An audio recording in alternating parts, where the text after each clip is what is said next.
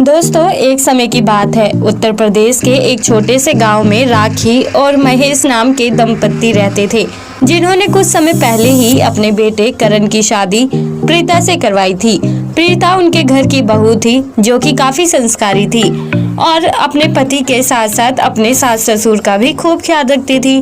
लेकिन उसके लिए सबसे ज्यादा परेशानी थी उसका चटोरा ससुर महेश, जो कि बेहिसाब खाना खाता था और खाना भी एकदम टेस्टी। वो 24 घंटे अपनी बहू प्रीता को खाने को लेकर परेशान करता रहता था। कभी उससे कहता कि बहू मेरे लिए बाजार जाते वक्त गोलगप्पे लेते आना, तो कभी कहता था कि मेरे लिए रात को छोले भटूरे बना देना। रोजाना महेश सिर्फ और सिर्फ ऑयली और मसालेदार खाना ही खाता था, जिससे प्रीता का ये ससुर इतना चटोरा हो चुका था कि घर में किसी दूसरे सदस्य को खाना मिले या ना मिले, वो पहले खा लेता था। ऐसा काफी दिनों तक चलता रहा। बेचारी प्रीता अपने ससुर के लिए तरह तरह का खाना बनाकर परेशान हो गई थी और घर के दूसरे लोगों को खाना मिलता तक नहीं था। एक बार जब शादी के बाद प्रीता की बहन सृष्टि उसके ससुराल पहली बार आई, तब महेश ने अपनी बहू से ये कहकर समोसे और आलू टिक्की बनवाया कि बहू देखो, तुम्हारी बहन पहली बार घर में आई है तो उसके लिए स्वादिष्ट खाना बनाना तो बनता है। तो ऐसा करो, तुम रात के खाने के लिए आलू टिक्की और समोसा बना देना, और साथ में अगर छोले भटूरे बन जाए तो ये तो सोने में सुहागा हो जाएगा। तभी रात के वक्त प्रीता सभी के लिए खाना लगाती है। महेश इतना चटोरा था कि वो घर में बनाया गया सभी खाना अकेले ही चट कर गया और जाकर सो गया।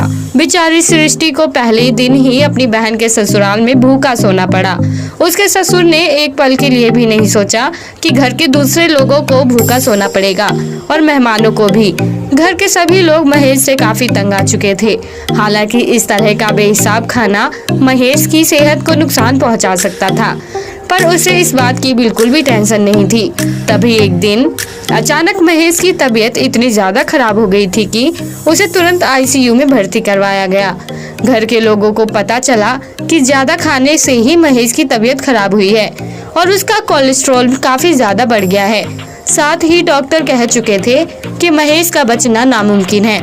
पर घर के सभी लोगों ने महेश की जिंदगी बचाने में अपनी एड़ी चोटी का जोर लगा दिया था और भगवान की कृपा से महेश की तबीयत जल्द ही ठीक हो गई और महेश को जल्द ही हॉस्पिटल से डिस्चार्ज कर दिया गया। तब राखी अपने पति महेश को कहती है कि तुम्हारा ये चटोरापन इतना ज्यादा बेकाबू हो चुका था कि तुम इस वजह से अपनी जान भी गंवा सकते थे।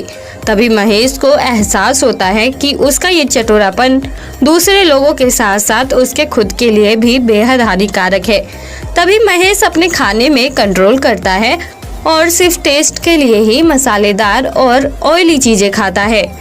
तो दोस्तों, कैसी लगी आपको चटोरा ससुर की ये कहानी? आप हमें कमेंट बॉक्स में कमेंट करके जरूर बताएं और साथ ही ऐसी और रोमांचक कहानियाँ सुनने के लिए आप हमारे चैनल को सब्सक्राइब करना ना भूलें।